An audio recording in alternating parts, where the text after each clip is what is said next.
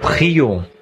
Seigneur, maintenant nous croyons au Fils de Dieu, et grâce à cela, nous acceptons la vie éternelle grâce à lui. Maintenant, nous nous sommes de nouveau rassemblés cet après-midi ou ce soir pour une autre réunion, en comptant sur toi pour le message et pour ce que tu auras à nous dire ce soir. Nous croyons en toi, Seigneur, et nous nous attendons à toi. Tu as dit, ceux qui s'attendent à l'Éternel renouvelleront leur force. Ils s'élèveront avec des ailes, comme un aigle. Nous te prions, ô Dieu, de nous donner cette puissance qui nous élèvera ce soir, alors que nous nous attendons à toi. Nous te remercions pour ces gens et pour le prix qu'ils ont à tes yeux et pour le prix qu'ils ont à mes yeux. Je t'en remercie, Père. Ils sont tes joyaux. Et je te prie, ô Dieu, ce soir, de te manifester à eux selon leurs besoins. S'il y a des malades ici, qu'ils soient guéris. S'il y a un doute dans la pensée de quelqu'un, efface-le, Seigneur, et accorde-nous simplement ta présence et tes bénédictions, parce que nous en avons besoin, Seigneur. Tu es celui qui nous suffit entièrement. Et sans toi, nous ne pouvons rien faire. Nous te prions de recevoir nos actions de grâce pour tout ce que tu as fait. Au nom de Jésus-Christ, nous attendons avec impatience tes bénédictions. Amen. Vous pouvez vous asseoir. Eh bien, ce dimanche soir, c'est un tantinet plus frais ici que ça l'était dimanche soir passé. Nous sommes très reconnaissants à nos frères qui ont travaillé si fidèlement à cette installation. Je connais 2 ou 3 d'entre eux. Frère Mike Egan, que je vois au fond, frère Mike et frère Sothman. Frère, je crois, Roy Robertson et frère Woods et les autres. Ils sont venus travailler d'arrache-pied à essayer d'installer ça pour que nous puissions avoir ce message maintenant ou aujourd'hui. Alors, nous sommes reconnaissants. Maintenant, dimanche matin prochain, si le Seigneur le veut, je voudrais faire un service de guérison, de prière pour les malades. Nous le consacrerons à un service de guérison, si le Seigneur le veut. J'ai remarqué ce matin qu'il y avait un paquet de mouchoirs ici, et j'ai prié sur eux. Pendant que vous priez et que vous chantiez, j'ai prié sur les mouchoirs, et là, il y en a d'autres ici ce soir. Donc, nous croyons que Dieu guérit les malades. Il y a tant de glorieux témoignages de guérison parmi nous et partout dans le monde, et nous en sommes reconnaissants. Alors j'ai pensé, dimanche prochain, vu que je devrais m'absenter pour un petit bout de temps, et que nous nous en sommes beaucoup tenus à l'enseignement et du message là, j'ai pensé qu'il serait bon pour nous de faire un service de guérison, de prier pour les malades. Et nous avons confiance que Dieu nous donnera des moments glorieux. Maintenant, beaucoup d'entre vous devront faire de nombreux milles en voiture ce soir. Aussi, je parlais à des groupes de personnes à la cafétéria Blue Boar aujourd'hui, où j'ai pris mon repas de midi. Bien des braves gens. J'ai eu l'occasion de leur serrer la main et de converser avec eux. Des gens dont je n'avais encore jamais fait la connaissance, qui viennent à l'église ici. Je suis reconnaissant pour des amis comme ceux-là, et je veux remercier chacun de vous sans exception. Certains ont cueilli des mûres et nous en ont apporté. Et quelqu'un nous a apporté un seau de sirop ou de mélasse. Je crois que c'est ça, et différentes choses. Vous ne savez pas combien cela me touche. Et le matin, quand je sors de la maison, parfois l'autre matin, il y avait un frère là qui était vraiment dans la misère. Il n'avait pas de vêtements ni rien. Il voulait que j'aille lui chercher des vêtements. En sortant, j'ai presque trébuché sur un seau de mûres qui se trouvait là. J'ai dit, « Avez-vous apporté ces mûres ?» Il a dit, « Non, je n'ai rien eu à voir là-dedans. J'étais ici avant l'aube et elles y étaient déjà. Et c'était mon bon frère Ruddle qui me les avait apportées. Et donc, ces choses-là, vraiment, j'apprécie. » Billy Paul vient de me mentionner il y a quelques instants qu'ils avaient ramassé une offrande dans l'auditoire ce soir. Je vous en remercie. Je ne voulais pas que vous fassiez ça. J'apprécie vraiment vos efforts et tout, mais ce n'était pas nécessaire. Mais que le Seigneur vous bénisse. Vous savez, la Bible dit, toutes les fois que vous avez fait ces choses au plus petit de ceux-ci, c'est à moi que vous les avez faites. Dernièrement, je vous ai parlé assez clairement du message. Certaines personnes pourraient avoir l'impression que je pense que Jésus va venir demain matin ou ce soir. Effectivement, je le pense. Je ne dis pas qu'il le fera. Et encore là, il se peut qu'il ne vienne pas avant la semaine prochaine. Il se peut que ce soit l'an prochain. Il se peut que ce soit dans 10 ans. Je ne sais pas quand il va venir. Mais il y a une chose que je veux que vous gardiez toujours en tête. Tenez-vous prêts à chaque minute, à chaque heure. Voyez ? En effet, s'il ne vient pas aujourd'hui, il pourrait bien être là demain. Alors, gardez toujours cela en tête. Il va venir. Je ne sais pas à quel moment sera ma dernière heure sur cette terre. Aucun de nous ne le sait. Et aucun de nous ne sait quand il va venir. Il ne le sait même pas lui-même, d'après ses propres paroles. Il a dit que le Père seul sait quand il viendra. Le Fils lui-même ne sait pas quand il viendra. Ce sera quand Dieu nous l'enverra de nouveau. Mais nous attendons sa venue. Et s'il ne vient pas dans ma génération, il se pourrait qu'il vienne dans la suivante. S'il ne vient pas dans celle-là, il viendra dans la suivante. Mais moi, à ce que je vois, il ne reste pratiquement plus de temps.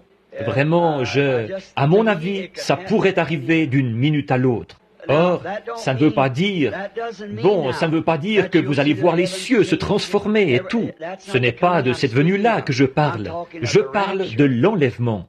Voyez-vous, il effectue 3 venues. Il est venu sous 3 noms de Fils. Il est venu dans une Trinité, Père, Fils, Saint-Esprit. Voyez-vous, tout ça, c'est le même Christ, le même Dieu, tout le temps.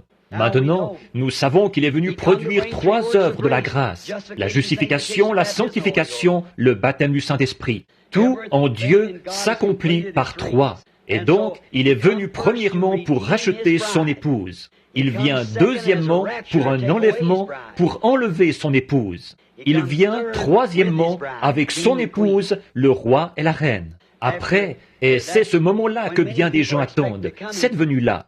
Mais cette fois-ci, quand il viendra, presque personne, sauf ceux qui sont prêts, sauront quand il viendra. Des gens ne seront plus là, c'est tout. On ne saura pas ce qui leur est arrivé. Ils seront simplement enlevés en un instant. Et ils auront disparu, c'est tout, changés en un instant, en un clin d'œil. Alors, tenez-vous simplement prêts à cela. Ce serait affreux, un matin, qu'un être cher ne soit plus là, que personne ne puisse les trouver. Ce serait dommage, n'est-ce pas, de savoir que c'est déjà passé et que vous l'avez manqué. Alors, restez constamment dans la présence de Dieu. Maintenant, la semaine prochaine, si le Seigneur le veut, lundi prochain, lundi de la semaine prochaine, si le Seigneur le veut, je vais ramener la famille en Arizona, où ils vont à l'école. Ensuite, je vais revenir. Or, je ne vais pas là-bas, je ne fais pas de réunion là-bas. Je ne suis presque jamais en Arizona. Je suis parti ailleurs. Je ramène ma femme là-bas lundi prochain, je reviens ensuite. Je vais partir d'ici pour aller en Colombie-Britannique. Je reviendrai au Colorado. Je serai de nouveau en Arizona vers Noël. Juste quelques instants, assez pour peut-être 2 ou 3 jours, pour rassembler la famille, revenir passer les vacances de Noël ici, si le Seigneur le veut, faire une série de réunions ici pendant la semaine du Nouvel An. Alors, donc, je suis ici pratiquement plus, je suis ici 10 fois plus que là-bas, parce que nous n'avons pas d'église ni de réunion là-bas. Nous n'avons rien là-bas. Alors, pour ce qui est de réunion à une église, ça, c'est un point qui est regrettable. Il n'y a pas d'endroit où je peux envoyer mes enfants pour qu'ils entendent ces messages, comme vos enfants peuvent les entendre ici.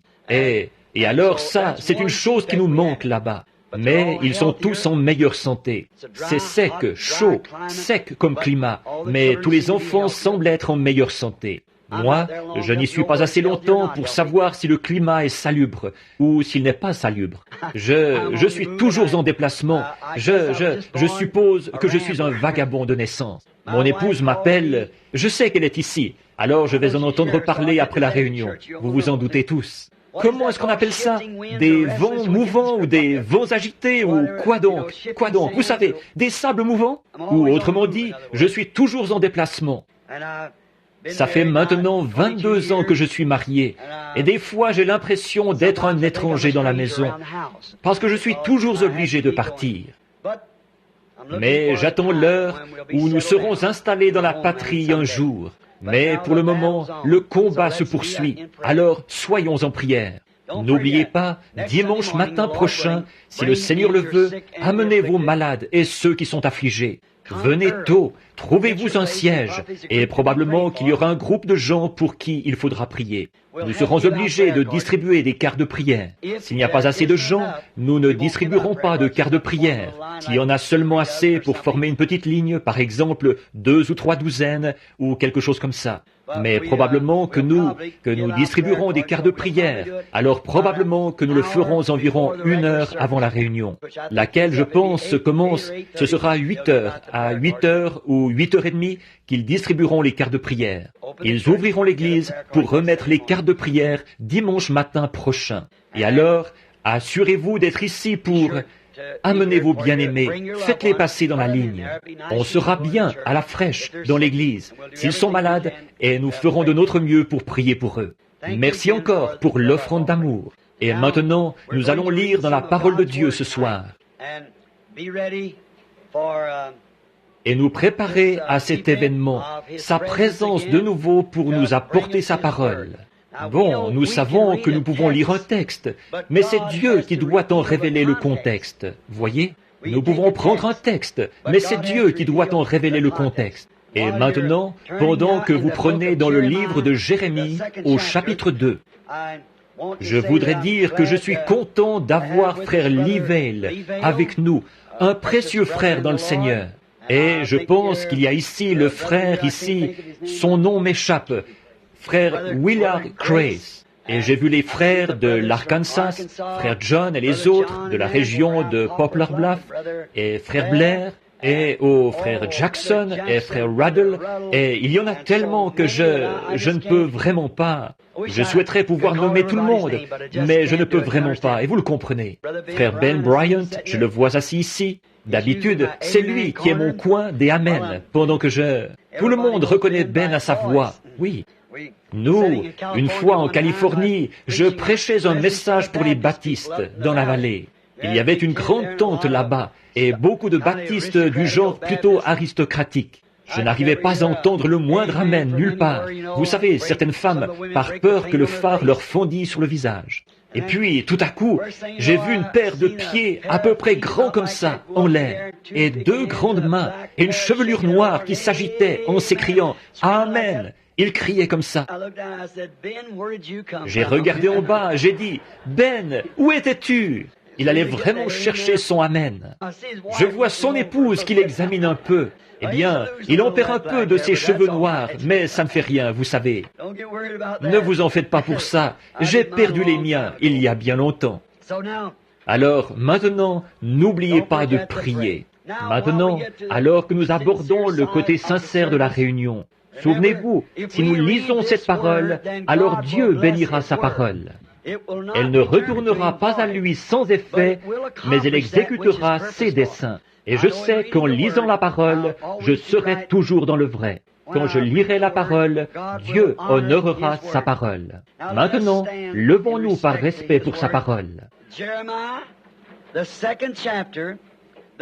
Jérémie, chapitre 2, les versets 12 et 13 de Jérémie 2.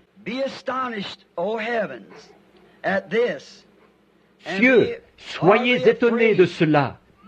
Frémissez d'épouvante et d'horreur, dit l'Éternel, car mon peuple a commis un double péché. Ils m'ont abandonné, moi qui suis une source d'eau vive. Pour se creuser des citernes crevassées qui ne retiennent pas l'eau. Maintenant, courbons la tête. Dieu bien-aimé, ta parole a été lue. Nous te prions d'honorer cette parole et de nous en donner ce soir la parabole ou le parallèle, alors que nous regardons à une époque passée, à Israël, qui ont servi d'exemple. En effet, la Bible nous enseigne que nous pouvons voir comment tu les as traités quand ils ont obéi à la parole, voir comment tu les as traités quand ils ont désobéi à la parole, et apprendre ce que nous devons faire. Donc, nous te prions de nous parler ce soir d'une manière toute spéciale, pour que nous sachions comment nous conduire en ce jour dont nous avons appris ce matin que nous y vivions. Car nous le demandons au nom de Jésus. Amen. Vous pouvez vous asseoir.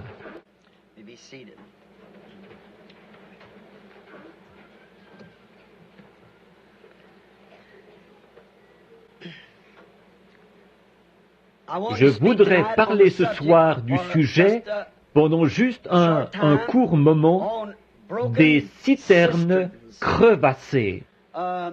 Israël avait commis deux grands péchés. Dieu a dit qu'il l'avait délaissé, lui, la source de la vie, et qu'il s'était creusé des citernes pour y boire. Or, c'est quelque chose, la raison pour laquelle j'ai pensé à ce sujet, c'est parce qu'il va dans le même sens que ce que je disais ce matin. Quant à l'heure où nous vivons et à la cause pour laquelle nous combattons. Et nous considérons Israël, qui a servi d'exemple, comme quoi ce que Dieu a été, il doit toujours rester le même. Et il n'y a qu'une seule chose que Dieu ait jamais honorée, c'est le moyen auquel il avait pourvu pour les gens. Et quand ils se sont détournés de ce moyen-là, alors Dieu a été déshonoré, et Dieu a fait souffrir les gens pour s'être détournés de ce qu'il leur avait dicté, quoi que cela ait pu être. Il leur a même donné une loi, ne prends pas, ne touche pas, ne goûte pas. Ce n'était pas seulement parce que c'était mal de faire ces choses, mais c'était mal de désobéir à ce qu'il avait dicté. Et il y a toujours, il ne peut pas y avoir de loi sans qu'il y ait une sanction attachée à cette loi. En effet, s'il n'y a pas de sanction, alors la loi n'a pas beaucoup de poids. S'il n'y a pas de peine qui est attachée, la loi. Or, nous constatons que ce qu'ils avaient fait à cette époque-là semble soutenir le parallèle avec ce que nous faisons aujourd'hui, ce que les gens d'Église font. Maintenant, nous voyons une chose étrange ici.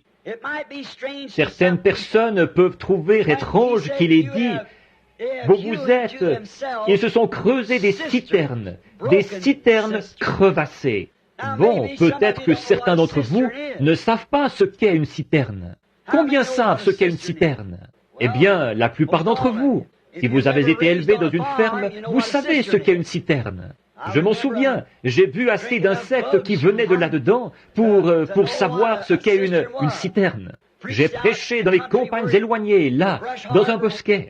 Il y avait un gros pichet rempli d'eau de citerne posé là, d'eau de pluie, vous savez. Et elle prenait un peu d'âge comme... Et puis les insectes, la nuit, se retrouvaient là-dedans. Donc, je sais ce que c'est que de l'eau de citerne. Une citerne, c'est un endroit, quelque chose qu'on creuse dans le sol pour remplacer un puits. Les gens qui n'ont pas de puits, alors ils s'installent une citerne. Autrement dit, une citerne, c'est un réservoir fait de main d'homme, ou un puits fait de main d'homme dans le sol, que l'homme creuse pour recueillir l'eau, pour l'utiliser. Certains vont l'utiliser comme eau pour se laver, certains vont l'utiliser comme eau potable, et de différentes façons peut-être. Autrefois, à certains moments, tout ce qu'on avait comme eau provenait d'une citerne. On avait une espèce de vieux machin qu'il fallait tourner pour remonter l'eau. Il y avait des petits seaux attachés à ça pour puiser l'eau de la citerne. Eh bien, nous remarquons une chose au sujet de la citerne, qui la distingue du puits. Bon, la citerne, à un moment donné, elle sera à sec. La citerne ne peut pas se remplir toute seule. Elle n'est pas fiable. On ne peut pas se fier à une citerne. Elle doit dépendre et compter sur les pluies qui tombent pendant l'été ou pendant l'hiver, selon le cas. D'habitude, c'est pendant l'hiver, quand il y a de la neige et de la pluie. C'est ce qui amène de l'eau dans la citerne. Et si elle ne recueille pas cette eau-là, alors vous n'avez pas d'eau. C'est complètement, ça sèche. Elle ne peut pas se remplir toute seule. La vieille citerne ne peut pas se remplir toute seule. Elle se remplit grâce aux pluies qui tombent. Et je voudrais vous faire remarquer une autre chose au sujet de la citerne. D'habitude, on trouve, du moins c'était comme ça chez nous, la citerne, d'habitude l'étable est à peu près 2 fois plus grande que la maison. Alors d'habitude l'eau, ils l'amènent dans la citerne en la faisant descendre de l'étable. Je m'en souviens bien de la vieille citerne là-bas, quand les tuyaux d'écoulement faisaient descendre tout ça là-dedans, que ça descendait de l'étable. C'est de ce qui coule de l'étable qu'elle se remplit. Et donc l'eau est amenée du toit de l'étable, avec tous les animaux qui piétinent partout dans la cour de l'étable, et toute la saleté de la basse-cour qui se dépose sur le toit de l'étable, par temps sec. Ensuite, l'eau vient emporter tout ça, le faire descendre du toit dans une gouttière qui est faite de main d'homme, et de là dans un tuyau de descente fait de main d'homme, et de là dans une citerne faite de main d'homme. Si vous n'avez pas un beau gâchis, je ne sais pas ce que vous avez quand vous avez une citerne. Oui, monsieur. Tout ça, c'est fait de main d'homme, et c'est sale au possible. Vous savez, autrefois, on avait un chiffon qui servait de filtre sur la citerne. Avez-vous déjà connu ça? Il fallait mettre là-dessus un chiffon qui servait de filtre pour retenir tous les insectes et tout ce qui provenait du toit de l'étable et d'un peu partout autour, et qui passait d'ici à là pour se jeter dans la citerne. Donc, on mettait là-dessus un chiffon qui servait de filtre pour retenir toute la crasse et tout ce qu'on pouvait. Évidemment, ça ne retenait pas la vraie saleté, ça ne retenait que les gros missiles qui atterrissaient là-dedans en tombant. L'insecte pouvait tomber dedans, mais le jus de l'insecte, lui, il continuait à descendre avec l'eau. Alors vous aviez vraiment tout un gâchis quand vous aviez une vieille citerne sale. Au bout de quelques jours, quand on laisse l'eau là-dedans, elle devient stagnante. Quand on laisse l'eau dans la citerne, elle devient stagnante. Et ça se remplit de grenouilles, de lézards et de serpents. Nous, on appelait ça des têtards. Des tout petits, je ne sais pas si, ce ne sont pas des parasites, je ne sais pas comment vous appelleriez ça, mais c'est quelque chose qui se retrouve dans l'eau qu'on appelait des têtards. Vous savez ce que c'est? Combien savent de quoi je parle? Oh, mais bien sûr, vous, les compagnards, vous le savez tous. La stagnation s'installe partout là-dedans, et alors, ces amateurs de stagnation viennent avec. En fait, c'est à cause de la stagnation qu'ils se retrouvent là. C'est à cause de la stagnation, c'est ce qui attire l'animal qui aime les choses stagnantes. Cela ressemble vraiment beaucoup à nos églises d'aujourd'hui. Je pense que nous avons abandonné un des grands péchés que l'Église a commis aujourd'hui, exactement comme Israël à l'époque.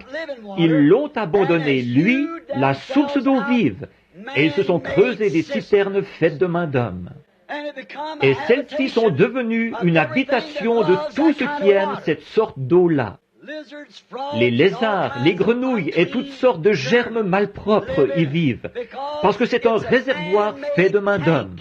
Et ces choses-là habitent dans ce réservoir, un exemple parfait de nos dénominations d'aujourd'hui. Maintenant, vous dites, Frère Branham, pourquoi attaquez-vous si vivement ces gens-là? On devrait attaquer ça.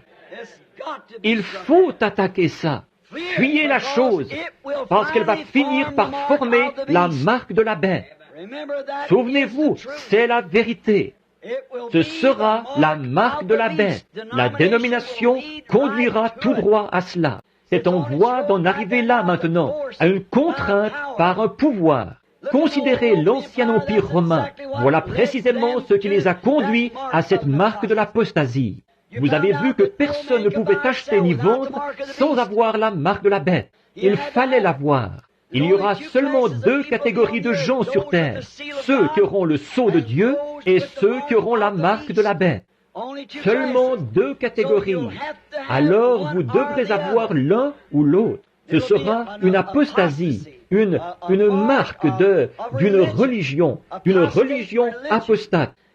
Et il va y avoir une image à la bête. En étudiant cela, nous voyons que Rome a été, est et sera toujours la marque ou la bête. Exactement. Il n'y a pas moyen de le comprendre autrement. Rome. Et qu'est-ce que Rome a fait? Elle est passée de la Rome païenne à la Rome papale et a organisé un système universel où tous étaient contraints d'adhérer à cette religion-là, sans quoi ils étaient mis à mort. Et c'est étrange de voir que les États-Unis entrent en scène, et ils sont comme un agneau, et un agneau avec deux petites cornes, les droits civils et ecclésiastiques. Et au bout d'un moment, alors qu'il avait été un agneau, nous voyons qu'ensuite il parlait comme un dragon, et qu'il exerçait toute l'autorité que le dragon avait eue avant lui. Et la Bible nous dit qu'il disait, faisons une image à la bête. Une image, c'est quelque chose qui est semblable à quelque chose d'autre. Et nous pouvons le voir en ce moment, que l'Église, dans son état d'apostasie, est en train de former le Conseil mondial des Églises, qui est l'image de l'autorité de Rome. Elle va exercer sur les gens la même contrainte que la Rome païenne ou que la Rome papale avait exercée. Donc, il n'y a pas d'autre moyen, rien d'autre, mais c'est la vérité. Et c'est pour ça que je m'y attaque, dans mon âge, dans mon temps. C'est parce qu'il faut l'attaquer. L'appel a été lancé de sortir du milieu d'elle, mon peuple, afin que vous ne participiez point à ses péchés. Donc, je compare cela à ces citernes sales, souillées. Il est la source de la vie. Il est l'eau vive. Et les hommes l'abandonnent pour se creuser des citernes qui ne peuvent recueillir que la saleté. C'est la seule chose qu'elles peuvent recueillir. Et c'est ce que fait le système dénominationnel. Il recueille tout ce qui se présente et qui veut adhérer. Ils sont prêts à l'accepter pourvu qu'il ait de l'argent ou qu'ils s'habillent d'une certaine manière. Peu importe qui ils sont, d'où ils viennent, ils les acceptent quand même. Maintenant, nous voyons aussi que cette marque de la bête qui a été formée ici, l'Amérique, son nombre, c'est 13. Elle est née avec 13 colonies. Elle avait un drapeau avec 13 étoiles, 13 bandes. Et elle apparaît même au chapitre 13 de l'Apocalypse. Et en Amérique, nos pièces de monnaie ont toujours porté l'effigie d'une femme. Même la tête d'Indien sur nos pièces d'un cent, c'est le profil d'une femme. Nous le savons, nous connaissons l'histoire là-dessus. Tout, la cloche de la liberté et tout le reste, la liberté, statue de la liberté, tout, c'est une femme. Une femme, le nombre 13.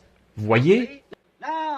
Or, c'est beau de voir ces choses-là. Et maintenant, j'ai prédit par une révélation de Dieu ou une vision en 1933 que ces choses allaient se produire avant le temps de la fin. Et l'une d'elles, là, c'était que Mussolini, qui à l'époque était en train d'instaurer sa dictature, il allait instaurer sa dictature.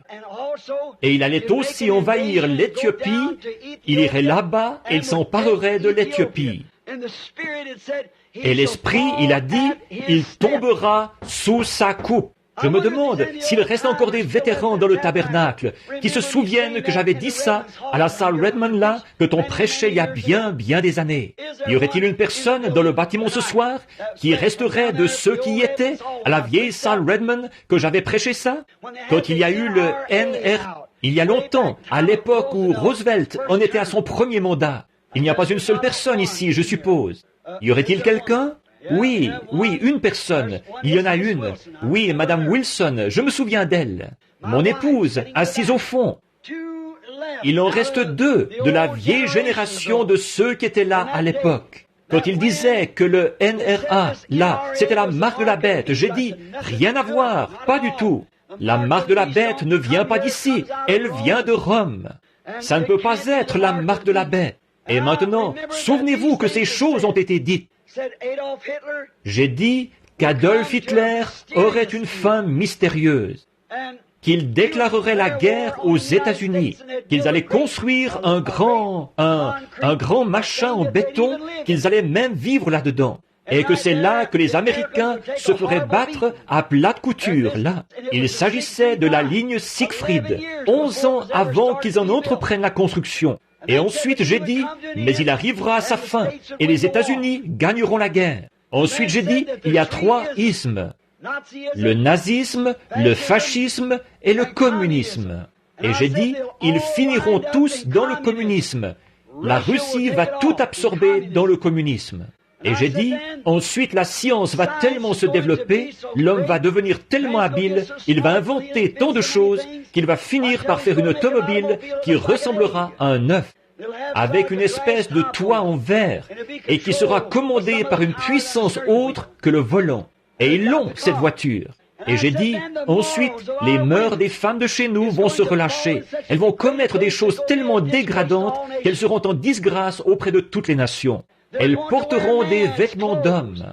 Elles se dévêtiront toujours plus jusqu'à ce qu'en fait, elles en viennent à n'avoir que leurs sous-vêtements, comme sur elles, c'est tout. Elles finiront par porter seulement une feuille de figuier. Et si vous remarquez dans le magazine Life du mois passé, il y avait cette femme qui portait des feuilles de figuier. Et ça, c'est la nouvelle tenue de soirée, ou robe du soir, ce qu'on porte le soir. C'est transparent, on peut voir au travers. Il n'y a que les feuilles de figuier qui cachent une certaine partie de son corps. Avec des maillots de bain sans bretelles, ou bretelles qui n'ont pas de bretelles. Le haut laisse le corps découvert. Et ces choses-là se sont effectivement produites.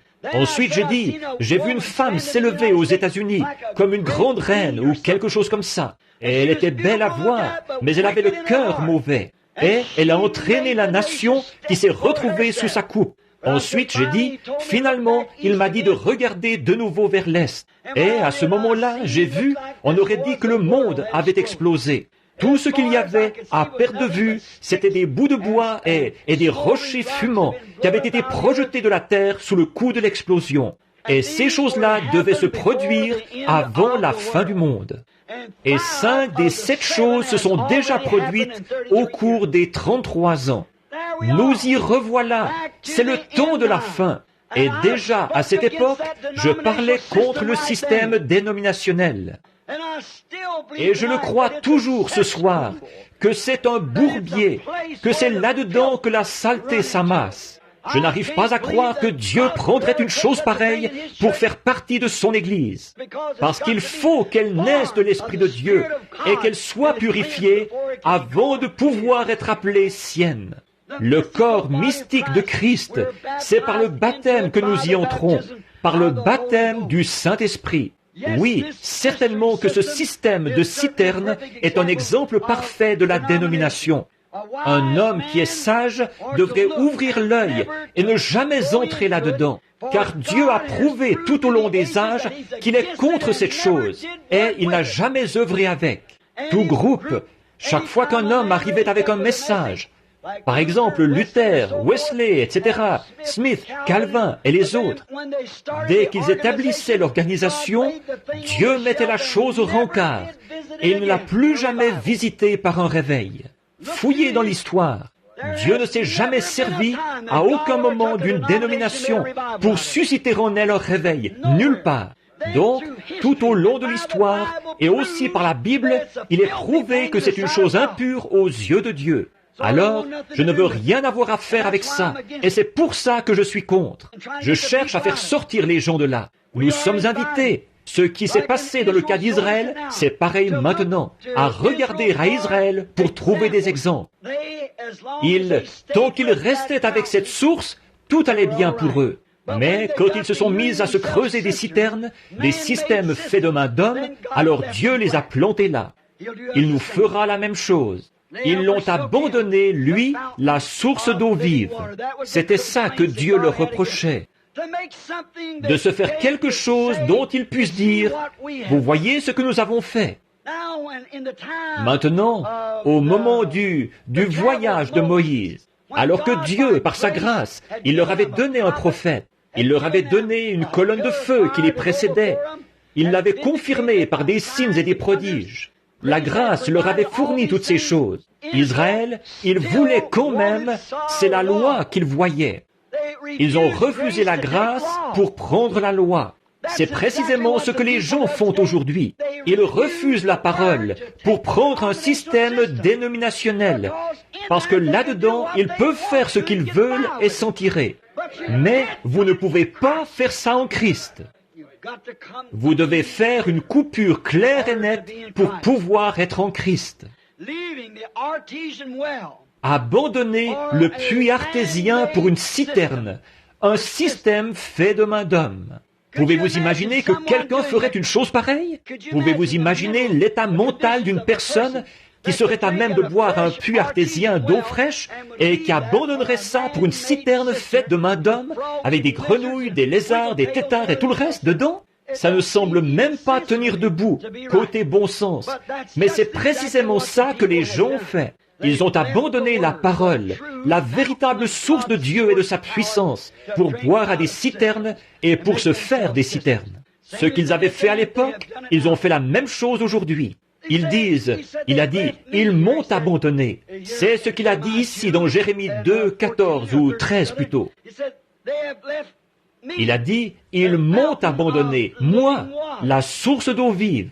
Maintenant, nous voyons ce qu'est une citerne. Nous voyons ce qu'elle recueille. Nous voyons comment elle est construite. C'est quelque chose qui est fait de main d'homme, qui vient d'un toit sale. L'eau qui descend, elle tombe sur un toit sale. Elle ne fait qu'emporter ce qu'il y a sur le toit. Le faire passer dans une gouttière faite de main d'homme, dans un tuyau de descente fait de main d'homme, jusque dans un réservoir fait de main d'homme. Et toute la saleté s'accumule là-dedans. Et les microbes, les lézards, les grenouilles, et tout ce qu'il y a dans la contrée, ils aiment ça. Et remarquez, ce sont les animaux impurs, des têtards de la stagnation. Un têtard ne peut pas vivre dans l'eau claire. S'il le faisait, ça le tuerait. Il faut qu'il soit dans la stagnation. C'est comme ça avec beaucoup de ces parasites d'aujourd'hui. Vous ne pouvez pas vivre dans l'eau fraîche du Saint-Esprit. C'est pour cette raison qu'ils s'opposent si fermement à la parole et qu'ils disent « Elle se contredit ». Tout ça, ça ne vaut rien. C'est parce qu'il leur faut une espèce de bassin d'eau stagnante pour y frétiller. Exact. Et c'est pareil avec les grenouilles, et avec les lézards, et avec les têtards, et ce qu'il y a dans le genre. Pour vivre, il faut qu'ils se retrouvent dans un marais ou un bassin d'eau stagnante, car leur nature, c'est d'y vivre. Et on ne peut pas changer l'animal tant qu'on n'a pas changé sa nature. De même, vous ne pouvez pas amener un homme à voir la parole de Dieu tant que sa nature n'a pas été changée. Et quand sa nature est changée, qu'il passe de ce qu'il est à un fils de Dieu et que le Saint-Esprit entre en lui, le Saint-Esprit a écrit la parole de Dieu. Aujourd'hui, je parlais à mon bon ami, le docteur Lee Vail, qui est présent en ce moment. C'est tout un théologien. Alors d'habitude, nous avons de très bonnes discussions sur l'Écriture, très intelligents. Une fois, il me demandait mon avis sur le signe initial du Saint-Esprit. Est-ce que c'était le parler en langue? Ça, c'était il y a bien des années. Non, je ne peux pas voir ça. Il a dit, moi non plus. Il a dit, pourtant, c'est ce qui m'a été enseigné. Il a dit, d'après vous, qu'est-ce qui en serait une preuve? J'ai dit, la preuve la plus parfaite, à mon avis, c'est l'amour. Nous nous sommes mis à parler de ça. Et alors, j'ai trouvé que ça semblait être assez juste. Donc, je m'en suis tenu à ça. Si un homme a l'amour. Mais un jour, le Seigneur, par une vision, m'a corrigé. Et il a dit que la preuve qu'on a l'esprit, c'est ceux qui peuvent recevoir la parole. Ni l'amour, ni le parler en langue, mais c'est de recevoir la parole. Et alors, le docteur Vail me disait que c'est scripturaire. Il disait, parce que dans Jean 14, Jésus a dit, quand lui, le Saint-Esprit, sera venu sur vous, il vous révélera les choses que je vous ai enseignées et il vous annoncera les choses à venir. Alors voilà la vraie preuve du Saint-Esprit. Il ne m'a encore jamais rien dit qui soit faux. Alors, c'est la preuve du Saint-Esprit. C'est celui qui peut croire la parole. Si vous pouvez la recevoir. En effet, Jésus n'a jamais dit, quand le Saint-Esprit sera venu, vous parlerez en langue. Il n'a jamais dit que, quand le Saint-Esprit serait venu, vous feriez aucune de ces choses-là. Mais il a dit, il prendra ces choses qui sont à moi, et il vous les annoncera. Et il vous annoncera les choses à venir. Alors, voilà la vraie preuve du Saint-Esprit, selon Jésus lui-même. Toutes ces sensations et tout ce que les gens ont et dont ils se nourrissent encore, vous pouvez voir pourquoi ils font ça. Voyez-vous, cela devient une dénomination ou un bassin d'eau stagnante. Et aucune dénomination ne sera jamais construite sur la parfaite parole de Dieu. C'est impossible, parce qu'on ne peut pas faire de Dieu une nomination ou une dénomination. Non, monsieur. En voici la raison. Prenez un groupe d'hommes qui peuvent croire la parole, qu'ils commencent une organisation. Tout à coup, au bout d'un an, il y a une bande de Ricky là-dedans à qui on ne peut pas faire entendre raison. C'est eux qui ont l'emprise et on ne peut rien y faire. Ce n'est pas le système de Dieu. Non, alors nous savons que cette chose-là, c'est hors de question. Ça devient une citerne. Ça devient un endroit où chacun fait des compromis sur ceci, cela ou autre chose, pour pouvoir intégrer des membres, ou pour que les gens puissent y entrer. Nous voyons que ce système a commencé à un certain moment, du temps des Israélites, quand ils creusaient ces citernes. Il y avait un homme et un groupe de pharisiens qui avaient creusé des citernes. Ils avaient un homme du nom d'Hérode, qui était le proclamateur, qui gouvernait l'État. Et il est venu écouter parler un homme qui ne perdait pas son temps avec leur dénomination. C'était un prophète.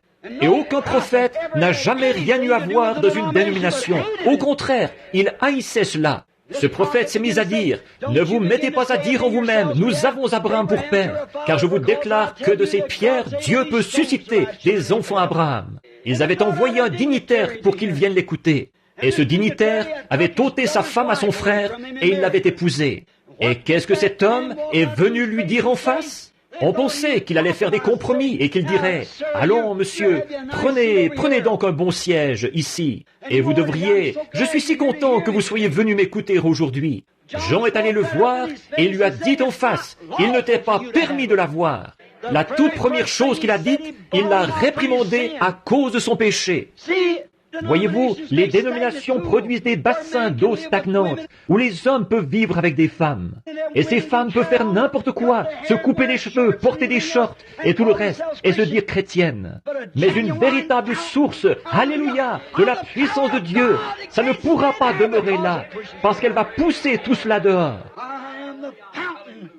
Je suis la source d'eau vive. Ils m'ont abandonné pour se creuser des citernes. Or, une source d'eau vive, nous voyons, une source d'eau vive, qu'est-ce que c'est? Maintenant que nous avons vu ce qu'est la citerne, une source d'eau vive, qu'est-ce que c'est? C'est un puits artésien. Un puits artésien, qu'est-ce que c'est, frère Branham? C'est un puits dont la source est toujours souterraine et qui fait jaillir son eau.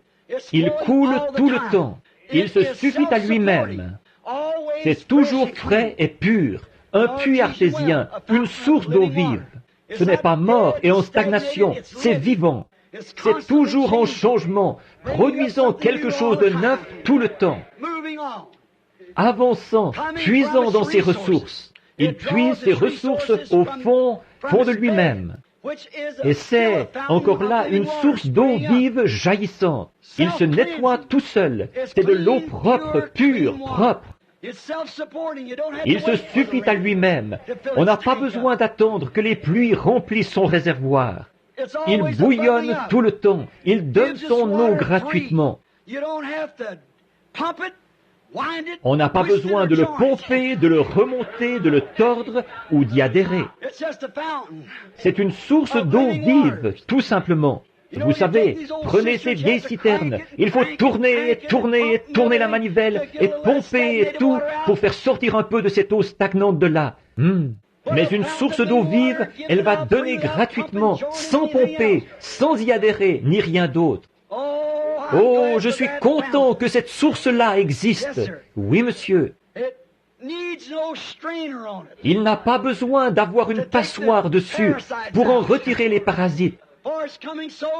En effet, il vient de tellement profond, en dessous, là, dans le roc, qu'il n'y a aucun parasite là. Il n'est pas obligé d'avoir le chiffon de l'instruction sur lui. C'est exact. Quelques systèmes mondains de sagesse dénominationnelle faits de main d'homme pour vous dire devant un psychiatre si vous êtes en état de prêcher ou pas. Il n'y a pas un seul de ces chiffons sales dessus. Il le pousserait de là dès que vous le mettriez dessus. Vous ne pouvez pas le faire. Ce puits-là, il bouillonne tout le temps. Si vous mettiez un de ces chiffons-là dessus, il le repousserait carrément, le rejetterait d'un côté ou de l'autre. Il n'a pas le temps de laisser un chiffon dénominationnel traîner sur lui. Il n'a pas besoin de filtre, de passoire, d'être pompé, d'être secoué, ni rien d'autre. Il est simplement là qui bouillonne.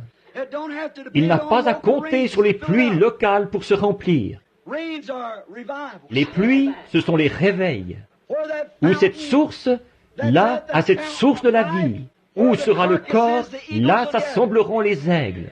Vous n'avez pas à pomper pour avoir un réveil, vous n'avez pas à pomper pour produire quoi que ce soit. Tout ce que vous avez à faire, c'est simplement de venir à la source. Elle est toujours remplie de bonne eau fraîche. Elle n'a pas de faim. Elle bouillonne constamment, tout le temps. Vous n'avez pas à aller à la citerne dire, « Eh bien, s'il pleut et qu'on accumule les eaux qui tombent sur les tables, on va avoir quelque chose à boire. » Voyez? Oh là là, là là, pas dans ce cas-ci. Ce puits artésien laisse « de la bonne eau froide tout le temps. Vous pouvez compter dessus. Vous n'avez pas à dire, « Eh bien, je vais aller à la vieille citerne. » Avant, on y buvait, mais ça fait longtemps qu'on n'a pas eu de pluie. Je te le dis, il se peut qu'elle soit à sec. C'est comme ça que sont certains de ces systèmes faits de main d'homme. Vous pouvez entrer là si vous avez quelque chose de grande envergure qui est en train, une grande cabale où on vend quelque chose ou un événement quelconque. Une grande fête et des choses qui se passent, de jouer au loto et de faire des fêtes au sous-sol et tout. Là, vous trouverez peut-être une salle comble. Mais quand vous allez à l'endroit où cette fontaine bouillonne, c'est toujours, les gens sont là à boire de la bonne eau froide. Vous pouvez compter là-dessus. Vous dites, ça fait 10 ans qu'ils n'ont pas eu de réveil. Si vous vivez près de cette source, elle est toujours en réveil. Comme le disait le petit Gallois, où, une fois, à l'époque du réveil du pays de Galles, des dignitaires étaient venus des États-Unis. Quelques-uns de ces grands docteurs en théologie se sont rendus au pays de Galles pour voir où tout cela se passait et ce qu'il en était. Alors, ils avaient leur col tourné vers l'arrière et leur chapeau en tuyau de poêle et ils marchaient dans la rue. Et voilà un petit agent de police qui arrive, il faisait tournoyer sa petite matraque en sifflant « À la croix où mourut mon sauveur, je suis venu briser de douleur. Là son sang purifia mon cœur, à son nom la gloire » en marchant dans la rue. Alors ils ont dit, ça semble être un homme religieux, allons lui demander. Ils ont dit, monsieur? Il a dit, oui monsieur. Il a dit, nous sommes venus des États-Unis, nous sommes d'une délégation. Nous sommes venus ici pour faire une enquête sur le prétendu réveil du pays de Galles. Nous sommes des docteurs en théologie et nous sommes ici pour voir ce qu'il en est. Il a dit, nous voudrions savoir où se trouve le réveil et où se font les réunions. Il a dit, monsieur, vous y êtes. C'est moi, le réveil du pays de Galles. Amen. Le réveil du pays de Galles est en moi. C'est ici que ça se passe. C'est comme ça quand vous vivez près de cette source d'eau vive. Elle est vivante tout le temps. Elle bouillonne et bouillonne et bouillonne et bouillonne. Elle n'a pas de fin. Ce n'est pas d'aller voir s'il y a de l'eau, si on a eu de la pluie ici dernièrement. Ce n'est pas ça. C'est cette source d'eau vive. Comme je le dis, elle donne son eau gratuitement. Vous n'avez pas à mettre des chiffons dessus pour voir. Les chiffons de l'instruction, avant de pouvoir les envoyer prêcher, voir s'il écrit ses mots comme il faut, s'il les prononce comme il faut, s'il emploie ses noms et ses pronoms et tout, et les adjectifs. Beaucoup d'entre eux ne savent même pas ce que c'est, mais il vit à la source quand même, voyez-vous, quand même. Elle n'a pas à compter sur les pluies locales pour se remplir, ou sur les réveils locaux pour ça. Elle n'a pas à faire ça, car sa puissance et sa pureté sont en elle. C'est là que se trouve la parole, sa propre puissance. Quand un homme peut la recevoir dans son cœur, elle a en elle sa pureté, elle a en elle sa puissance. Tout cela se trouve dans la parole même, et cela fait jaillir la vie. Quand Israël s'en éloignait, c'est là qu'ils avaient des ennuis. Chaque fois qu'ils s'en sont éloignés, ils ont eu des ennuis. C'est pareil pour nous maintenant. Quand le réveil n'est plus en contact avec cela, alors il est inutile. Il se creuse des puits ou des citernes d'eau stagnante, et voilà, c'est parti. Mais il leur est toujours venu en aide. Les murmures à la mer Rouge, là, quand ils ont murmuré, pourtant, malgré tout ça, il avait promis, il leur avait fait une promesse. Il aurait dû les faire retourner là-bas tout de suite, selon notre façon de voir à nous, mais il avait promis de les emmener de l'autre côté. Qu'est-ce qu'il a fait? Aux enfants d'Israël, il leur a fourni la colonne de feu et tout, comme confirmation, leurs prophètes, et ils les ont conduits là-bas jusqu'à la mer. Et il y a toujours des ennuis qui se présentent pour s'opposer à cela. Et là, Pharaon est arrivé avec son armée. Et savez-vous ce que Dieu a fait? Il a simplement ouvert cette citerne rouge d'eau stagnante. La mer morte, c'est la chose la plus morte du monde. Elle est vraiment morte, elle est stagnante, rien ne peut y vivre. Et il l'a ouverte et les a mis en liberté de l'autre côté. Il les a amenés là où ils n'auraient pas d'être liés par une chose pareille. Dans le désert, ils ont vu qu'ils ne pouvaient pas compter sur les réservoirs. Ceux-ci étaient à sec. Ils ont vu, ils allaient d'une mare à l'autre. Quand ils étaient dans le désert, ils mouraient de soif. Ils voulaient à boire. Ils allaient à ce réservoir-ci, un étang, il était à sec. Ils allaient ailleurs, c'était à sec. Ils ne pensaient plus pouvoir un jour trouver à boire. Et alors, à l'endroit le plus invraisemblable de tout le désert, c'est là qu'ils ont trouvé l'eau. Elle était dans un rocher. Elle était dans un rocher. L'endroit le plus invraisemblable où un homme puisse trouver de l'eau, c'est bien dans un rocher sec au milieu d'un désert. Mais vous voyez, Dieu fait ce genre de choses, à l'endroit le plus invraisemblable, de la façon la plus inhabituelle. Ça s'est toujours passé comme ça. Ils pensent qu'il faut qu'on ait un grand rassemblement de dénominations. Ils se réunissent tous, que ça fourmille de gens et tout, que ça collabore par milliers et tout, comme ça, pour avoir un réveil. Parfois, Dieu va prendre le petit homme qui ne sait même pas son alphabet. Et au beau milieu d'un groupe de gens illettrés qui savent à peine distinguer leur droite de leur gauche, il peut susciter un réveil qui va secouer le monde. Il l'a fait à l'époque de Jean. Il l'a fait à l'époque des prophètes. Jamais aucun d'eux, pour autant que nous le sachions, n'a eu d'instruction. Mais Dieu pouvait s'emparer d'eux et accomplir quelque chose par eux. De ce rocher sont sortis les eaux. Il était le rocher. Et il a donné cet ordre. Le rocher devait être frappé. Et il a donné de l'eau pure, fraîche et propre, en abondance, à tous ceux qui ont accepté de boire.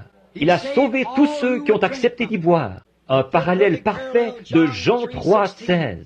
Dieu a tant aimé le monde qu'il a donné son Fils unique, que quiconque croit à lui ne périsse point, mais qu'il ait la vie éternelle. Dieu a frappé ce rocher au calvaire. Notre jugement est tombé sur lui, afin que de lui vienne l'esprit de vie, qui allait vous donner, à vous et à moi, la vie éternelle. C'en est une parabole parfaite, là, dans le désert. Ils n'ont jamais eu à tirer, à creuser, à pomper, ni rien, seulement avoir part gratuitement aux moyens qu'il avait fournis. Alors, ils n'avaient pas à sortir ça d'un étang, ils n'avaient pas à remonter ça dans un seau, ils n'avaient pas à avoir un treuil pour aller chercher ça. Tout ce qu'ils avaient à faire, c'est d'y avoir part. Et c'est tout ce qu'il faut maintenant.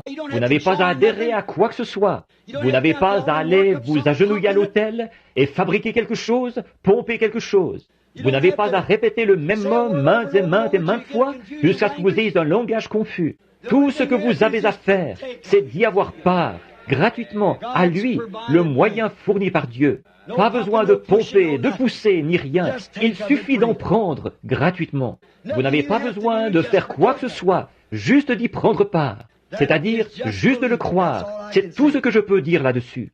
Ils n'ont jamais rien eu à faire pour ça. Ils n'ont jamais eu à creuser pour l'obtenir.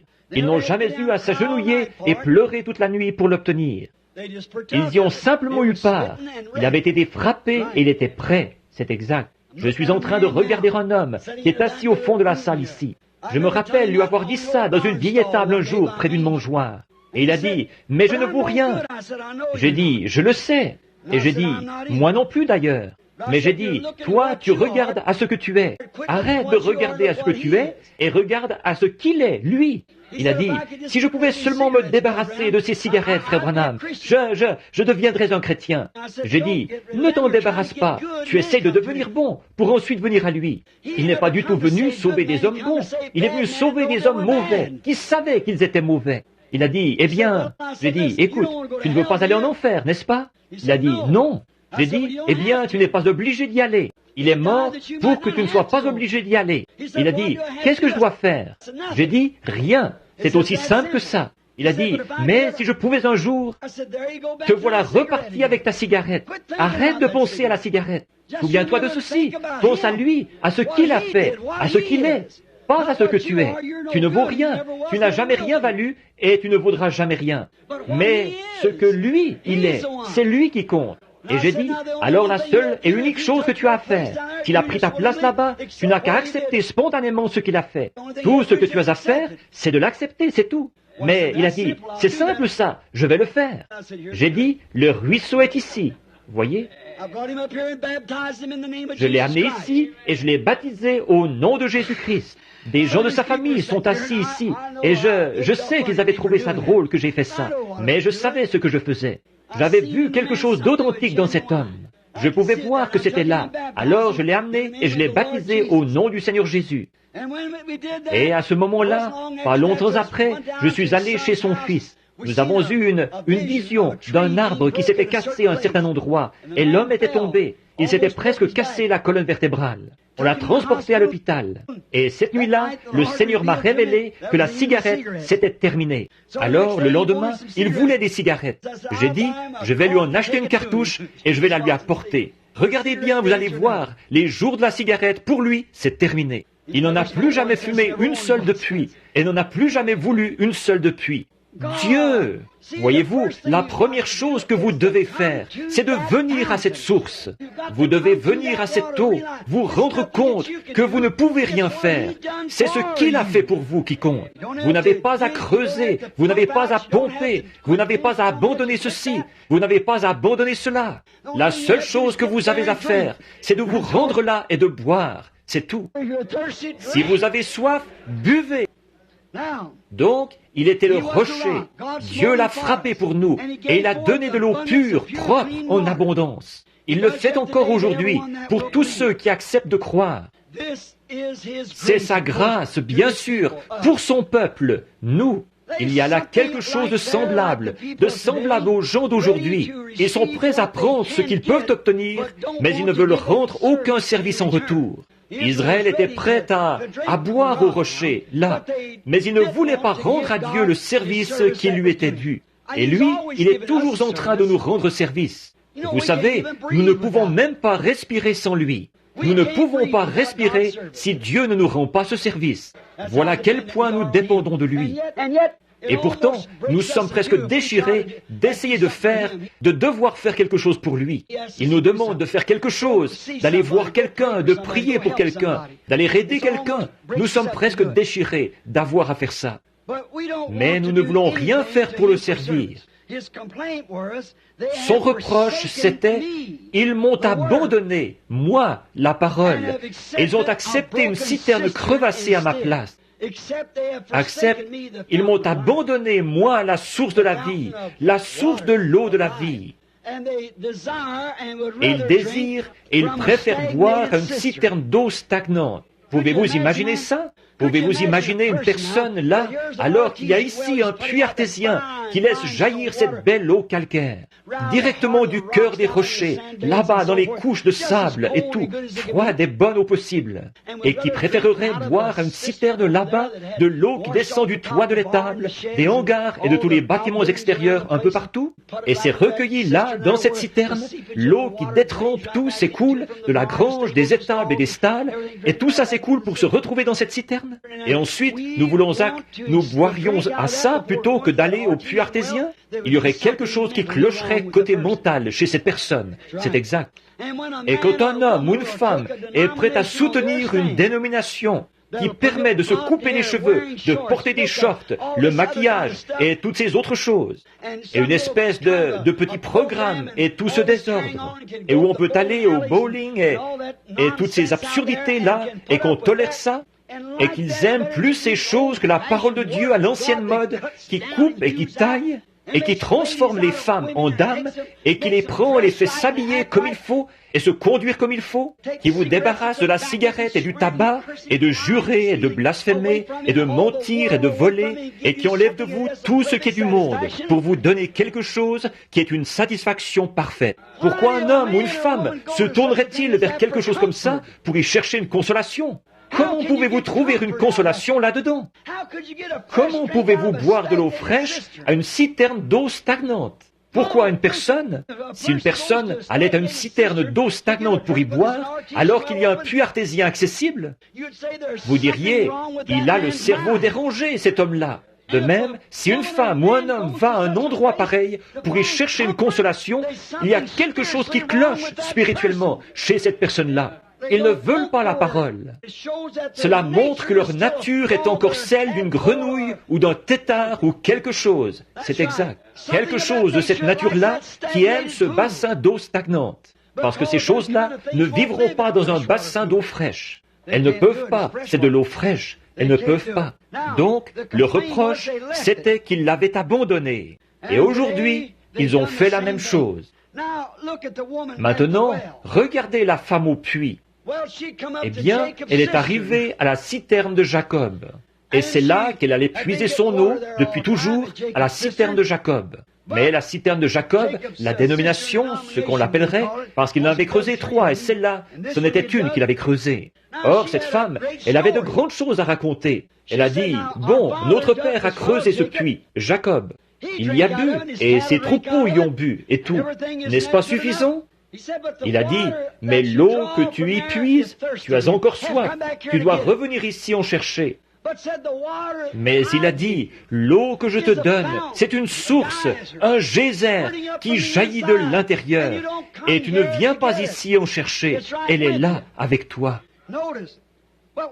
Remarquez, mais quand elle a découvert qu'une source scripturaire lui avait parlé, par un signe scripturaire qu'elle attendait, elle a quitté ce système dénominationnel de Jacob et elle n'y est plus jamais retournée, parce qu'elle avait trouvé le vrai rocher. Voyez, elle est allée à la ville en courant.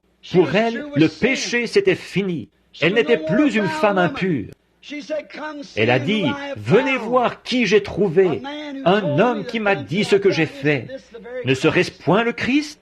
Elle, cette citerne, elle avait peut-être fait l'affaire, elle avait eu son utilité. Maintenant, elle était venue à la source véritable. La citerne avait fait l'affaire jusqu'à ce que la source véritable soit ouverte. Mais quand la source véritable est arrivée, la citerne a perdu sa vigueur. Cette femme a découvert qu'il y avait un endroit meilleur où boire. Et il y a un endroit meilleur. Il y a un endroit meilleur et c'est en Christ. Dans Jean 7, 37 et 38, Jésus a dit, le dernier jour de la fête des tabernacles, « Si quelqu'un a soif, qu'il vienne à moi et qu'il boive. » Ils se réjouissaient tous. Ils avaient un petit jet d'eau qui sortait de sous l'autel et là, ils y buvaient tous pour célébrer la fête. Et ils disaient, nos pères ont bu au rocher spirituel dans le désert. Voyez-vous, ils s'étaient creusé une citerne de l'eau stagnante qu'ils avaient pompée de quelque part et qu'ils faisaient jaillir sous le temple, là. Et ils se rassemblaient tous autour de cette eau, ils en buvaient et ils disaient, il y a bien des années, nos pères ont bu dans le désert. Jésus a dit, « Je suis ce rocher qui était dans le désert. » Ils ont dit, « Nous avons mangé la manne du ciel, Dieu l'a fait descendre. » Il a dit, « Je suis cette manne. » Cette source, c'était lui, il était au milieu d'eux. Ce pain de vie était au milieu d'eux. Et malgré tout ça, ils n'en ont pas voulu. Ils préféraient avoir leur citerne. Parce que l'homme avait construit celle-ci et Dieu avait envoyé celle-là. Voilà précisément la différence. Il s'était creusé des citernes. Il a dit, si quelqu'un a soif, qu'il vienne à moi et qu'il boive. Il est cette source. Et comme dit l'Écriture, des fleuves d'eau vive couleront de son sein. Oh, il est ce puits artésien. Des fleuves d'eau vive couleront de son sein ou du plus profond de son être. Il est ce rocher qui a été le rocher d'Agar au temps de la détresse, quand son bébé était sur le point de mourir, qu'elle avait été chassée du camp et qu'elle était là-bas avec le petit Ismaël. Sa réserve d'eau dans la citerne qu'elle portait était épuisée. Elle a couché le petit Ismaël, elle s'est éloignée à une portée d'arc, et elle a pleuré. Et, parce qu'elle ne voulait pas voir mourir le bébé. Et tout à coup, l'ange de l'Éternel a parlé, et elle a trouvé Beersheba, le puits qui jaillissait là-bas, et il jaillit encore aujourd'hui. Il a été le Beersheba d'Agar, le rocher là-bas dans le désert. Ce rocher était ici, dans la source remplie de sang. Ce jour-là, il était là dans le temple. L'heure de la tempête. Dans Zacharie chapitre 13, il était cette source ouverte dans la maison de David pour la purification et pour le péché, la purification du péché. Il était cette source. Et dans le psaume 36, 9, il était la source de vie de David. Il est encore cette source dans la maison de David. Et il est celle du poète. Dans son cœur, là, le poète a dit, il y a une source remplie du sang, des veines d'Emmanuel. Tout pécheur plongé dans ce fleuve est lavé de tout péché. Il est cette source de la vie, cette source d'eau. Il est la parole de Dieu. Les gens des derniers jours l'ont abandonné, lui, la vraie parole, l'eau de la vie. Et ils se sont creusés des citernes dénominationnelles. De nouveau, ils ont taillé, creusé. Or, nous voyons qu'ils ont eu des citernes crevassées. Et puis, cette citerne-là, elle est remplie de germes d'incrédulité, de fanfaronnades d'incrédulité, de programmes pédagogiques et de toutes ces choses qui sont contraires aux promesses de Dieu. Ce sont des douteurs de la parole. Or, ces citernes qu'ils ont, la Bible dit qu'elles étaient crevassées. Une citerne crevassée, c'est une citerne qui coule, elle sointe. Qu'est-ce qu'elle fait? Elle sointe dans un bourbier religieux appelé le Conseil mondial des Églises. Et c'est là que la citerne crevassée les mène. Tout ça parce qu'ils l'ont abandonné, lui, et qu'ils, la source d'eau vive, et qu'ils ont construit ces citernes. Ils se creusent des grands systèmes de séminaires, de savoir, d'instruction et tout. Voilà le genre de citerne qu'ils creusent aujourd'hui. Un homme doit avoir un doctorat en philosophie, ou un doctorat en droit, ou licence en lettres, ou quelque chose comme ça, avant même qu'il puisse aller prêcher. Des citernes qui ont été remplies d'une théologie faite de main d'homme. Ils les font entrer dans ces grandes écoles de haut savoir. Et là, ils leur injectent leur propre théologie faite de main d'homme, et les envoient avec ça. Quel jour que celui où nous vivons, des citernes faites de main d'homme. Ce n'est pas affligeant ce n'est pas étonnant que la chose soit devenue une puanteur. Oh là là, c'est parce que les gens boivent là. Et quand les gens veulent avoir de la joie aujourd'hui, qu'est-ce qu'ils font? Les gens, au lieu d'accepter la joie de l'Éternel, ils se tournent vers le péché pour y trouver de la joie. Les gens qui vont à l'église et qui disent être des serviteurs de Christ, quand ils sont très agités, ils vont s'allumer une cigarette. Et quand elles veulent s'amuser, elles enfilent leurs vêtements indécents et elles vont tondre la pelouse à l'heure où les hommes passent par là pour qu'ils les sifflent. Elles font tout ce qu'elles peuvent pour être populaires. Elles veulent ressembler aux vedettes de cinéma. C'est ça leur joie. Alors que Jésus a dit, « Je suis celui qui leur suffit ». La raison pour laquelle ils se tournent vers ces choses, c'est parce qu'ils ne veulent pas boire à cette source. Ils l'ont rejetée. Ils ne veulent pas y boire. Ils adhèrent à une espèce de système fait de main d'homme. Une espèce de citerne remplie de toutes sortes de choses stagnantes, où ils peuvent aller comme ça. Hier, nous avons emmené les enfants sur la rivière. Je crois que c'était samedi matin. Nous y sommes allés. Billy était allé pêcher en bateau. Et nous avons emmené les enfants, mon petit-fils et les autres, ma fille et mon petit garçon, et nous sommes allés à la rivière pour nous promener en bateau. On ne pouvait même pas se promener en bateau sur la rivière, tant il y avait de gens souillés, sales, crasseux, là sur la rivière à moitié nus, et qui faisaient n'importe quoi. Un bateau est passé près de nous, une bande de jeunes garçons de 12, 14 ans, chacun avec une canette de bière à la main et une cigarette. Ils appellent ça s'amuser. Oh là là, combien de temps ce monde peut-il subsister avec un système pareil? Ensuite, pour se débarrasser de la pensée qu'à leur mort ils iront en enfer, ce qu'ils font, c'est qu'ils vont adhérer à l'une de ces citernes faites de main d'homme. Donc, c'est cette même race de gens qui est rattachée à cette citerne. Ce n'est rien d'autre qu'une bande de têtards du monde impurs, souillés. Et ils s'associent à cela, parce que, comme ma vieille mère le disait autrefois, qui se ressemble, s'assemble. Ils ne veulent pas venir à la source, être purifiés de cette vie de péché. Ils veulent vivre là-dedans, tout en continuant à affirmer qu'ils sont chrétiens. Pourquoi? Ils se sont détournés de lui, la véritable source de la joie, de la vie, d'une vie et d'une satisfaction parfaite. C'est pour cette raison-là qu'ils l'ont fait, c'est parce qu'ils veulent adhérer à ça. Il y a des gens qui sont comme ça là-dedans, qui croient à ce genre de choses. Il n'y a pas longtemps, frère Fred et moi, et frère Tom, tout un groupe, nous sommes allés à une église baptiste réputée de la ville de Tucson, pour voir si nous ne pourrions pas y trouver un petit quelque chose qui nous requinquerait peut-être un peu. Et le ministre a dit quelque chose au sujet des gens en Égypte. Quand ils sont partis, ils mangeaient de l'ail et tout, et ils voulaient retourner là-bas manger ça. Il a dit, ça ressemble un peu aux gens d'aujourd'hui. Et nous, tout le monde, on a dit, Amen. Je n'ai jamais vu une bande pareille. L'église entière a perdu le prédicateur de vue, ils se sont retournés pour voir qui avait dit Amen. Ils ont eu une frousse terrible. Ils ne savaient pas ce qu'il y avait. Alors que David a dit, poussez vers l'Éternel des cris de joie. Célébrez-le sur les harpes, célébrez-le avec le luth, que tout ce qui respire loue l'Éternel, et louez l'Éternel. Dieu se réjouit dans son peuple, que ceux qui ont du savoir disent Amen quand on dit quelque chose de juste. Pourquoi ne pas abandonner ce système et ces citernes du monde pour vous tourner vers le système fidèle de Dieu, c'est-à-dire le puits artésien, Jésus-Christ? Pourquoi ne pas vous tourner vers lui, alors que Dieu est notre provision abondante de joie, notre provision abondante de louange, notre provision abondante de satisfaction? Le calme de mes nerfs vient de Dieu. Quand je suis dans tous mes états, je trouve ma satisfaction en Christ.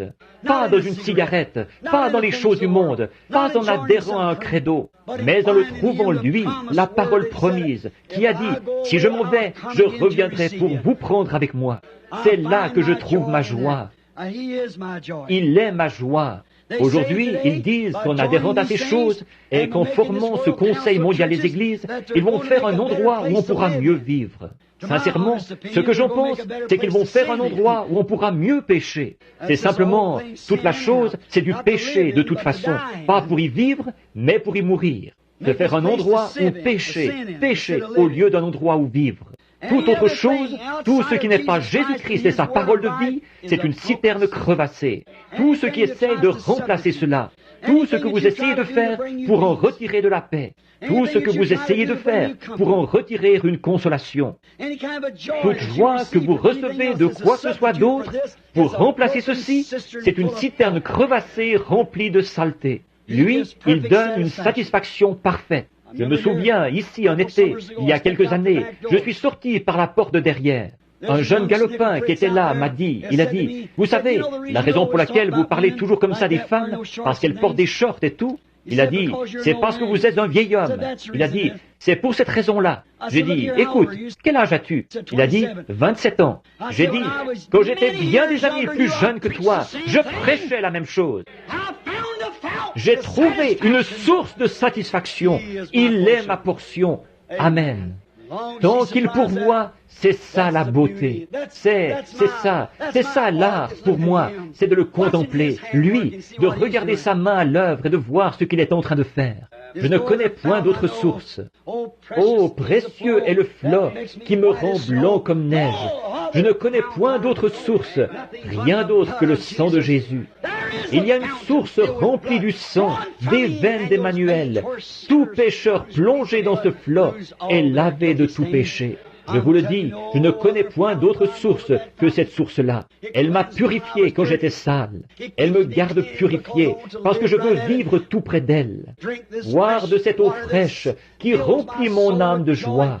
Je peux être abattu au possible, avoir l'impression de ne pratiquement plus pouvoir tenir un autre round, de ne plus pouvoir aller ailleurs. Alors je peux m'agenouiller et mettre le doigt sur une promesse, dire, Seigneur Dieu, tu es ma force, tu es ma satisfaction, tu es mon tout en tout. Je peux sentir quelque chose qui se met à bouillonner à l'intérieur de moi, là. Je reprends le dessus. J'ai passé le cap de la cinquantaine. Alors je me réveille le matin. Vous savez ce que c'est? J'ai toutes les peines du monde à sortir un pied du lit. Oh, on n'y arrive pratiquement pas. Il y a quelqu'un à la porte qui frappe. Ou Billy qui me dit qu'il y a une urgence quelque part, que je dois y aller. Et je me dis, comment vais-je arriver? J'essaie de sortir un pied du lit. Je pense, tu es la source remplie de ma force. Amen. La force et le secours me viennent de l'Éternel. Tu es mon puits artésien. Tu es ma jeunesse. Ceux qui s'attendent à l'Éternel renouvelleront leur force. Ils s'élèveront avec des ailes comme l'aigle. Ils courront et ne se fatigueront pas. Ils marcheront et ne se lasseront pas. Seigneur Dieu, il est de mon devoir d'y aller. On m'appelle à être à mon poste. Et tout à coup, quelque chose commence à gargouiller à l'intérieur de moi. L'autre jour, dans un petit bâtiment, je faisais une réunion ici à Topeka, dans le Kansas. Il y avait un jeune homme, un jeune prédicateur, un de mes premiers commanditaires. Frère Roy, assis ici, se rappelle où c'était. Là-bas, dans ce grand endroit, il y avait ce ministre était allé sous le toit ou quelque part. La paroi latérale s'était effondrée. Il s'était retrouvé écrasé là-dessous. Le jeune homme allait mourir. Son foie avait été perforé. Sa rate s'était déplacée sous l'impact. Plusieurs tonnes s'étaient écroulées sur lui. Au petit déjeuner, j'étais assis. Je parlais à ma femme. J'ai dit, ma femme, tu sais, si Jésus était ici, sais-tu ce qu'il ferait? J'ai dit, quand il m'a parrainé, je crois à cette parole, c'est Christ qu'il parrainait. Et j'ai dit, ça, c'est une ruse du diable. J'ai dit, si Jésus était ici, il irait imposer ses mains saintes sur lui. Ce garçon se rétablirait, que son foie soit déchiré, peu importe. Il se rétablirait, parce que Jésus irait là, en sachant exactement qui il est. Il connaissait son appel, les Écritures avaient raison, elles donnaient en lui la confirmation qu'il savait qui il était. Et sans l'ombre d'un doute, il lui imposerait les mains et il dirait, « Mon fils, sois rétabli ». Il repartirait. Et j'ai dit, il n'y aurait pas assez de démons en enfer pour tuer ce garçon à ce moment-là. J'ai dit, il se rétablirait. Mais j'ai dit, tu vois, chérie, lui, c'était Jésus, les mains saintes de Dieu. J'ai dit, moi, je suis un pécheur. Je suis né d'une naissance par le sexe. Mon père et ma mère étaient tous les deux pécheurs. Et moi, je ne suis qu'un moins que rien, un minus. Et j'ai dit, mais sais-tu quoi? Si le Seigneur me donnait une vision et qu'il m'envoyait là-bas, alors là, ce serait autre chose. J'ai dit, j'irais lui imposer les mains, il quitterait ce lit s'il me donnait une vision. Alors je me suis mis à réfléchir. Après tout, s'il y avait eu la vision, qu'est-ce qu'il y aurait eu? Ça aurait été les mêmes mains sales sur lui? Ah oui, le même homme qui aurait prié pour lui, les mêmes mains sales. Alors je me suis mis à penser, je suis son représentant. Alors Dieu ne me voit pas. Le sang de celui qui est juste repose là-haut sur l'autel. C'est ce qui intercède pour moi. Il est celui qui me suffit, il est ma prière, il est ma vie. J'ai dit, la seule chose qui m'amènerait à poser avec foi mes mains sur lui, c'est parce que j'ai la foi dans la vision. Et sans la vision, la même foi ferait la même chose. Alors je peux considérer que moi, je ne suis rien, mais considérer que lui, il est mon tout en tout. Il est ma vie, il est celui qui me mandate. Aucune dénomination ne m'a envoyé, c'est lui qui m'a envoyé. Alléluia, j'y vais en son nom, je vais lui imposer les mains. Je suis allé là-bas imposer les mains à ce garçon, et ce soir-là, il était à la réunion parfaitement rétabli. Amen. Oh oui, il est cette source. Je ne connais point d'autre source, rien d'autre que le sang de Jésus. Je suis un individu méprisable, je suis un vaurien, c'est ce que nous sommes tous, mais devant Dieu, nous sommes parfaits. Soyez donc parfaits, comme votre Père Céleste est parfait. Comment pouvez-vous l'être? Parce que quelqu'un qui est parfait nous représente là-bas. Cette source est là, tous les jours, fraîche. Pas quelque chose qui est stagnant, mais une source fraîche, tous les jours, qui efface tous mes péchés. Il est cette source. Maintenant, pour conclure, je dirai ceci. Toutes les choses qui diffèrent de ceci, ce sont des citernes crevassées, qui finiront par laisser s'écouler ce que vous y mettez. Si vous mettez tous vos espoirs, tout votre temps et tout dans une de ces citernes d'eau stagnante, Jésus a dit que c'était des citernes crevassées. Dieu a dit, elles sont crevassées, elles laisseront s'écouler tout ce que vous y mettrez. Elles ne vous avanceront à rien parce qu'elles couleront. En effet, c'est lui le seul moyen d'arriver à la vérité, à la vie, à la joie éternelle et à la paix éternelle. Il est le seul moyen d'arriver à cela.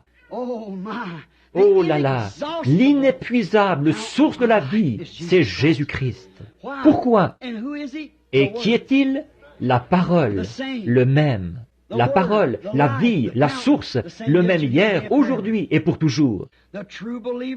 Pour le vrai croyant, c'est là qu'est sa joie suprême, sa vie suprême. Et sa satisfaction suprême se trouve en Christ. Pas besoin de pomper, de tirer, d'adhérer, de vider, juste de croire et de se reposer. Voilà ce qu'il est pour celui qui croit. Comme notre père Abraham, il n'a jamais tiré, il ne s'est jamais fait de bile, il ne s'est jamais tracassé. Il avait la parole. Il s'est appuyé contre le sein d'El Shaddai. Abraham, quand il avait 100 ans, Dieu lui est apparu et lui a dit « Je suis le Tout-Puissant ». Le mot hébreu, c'est El Shaddai, ce qui veut dire « celui qui a des seins ». Et tu es vieux, et tu n'as plus de force, mais appuie-toi simplement contre mon sein. Nourris-toi en puisant ta force dans cette source. Amen. Qu'est-ce qu'il a obtenu en s'y nourrissant? Un corps neuf. Il a eu le bébé de Sarah.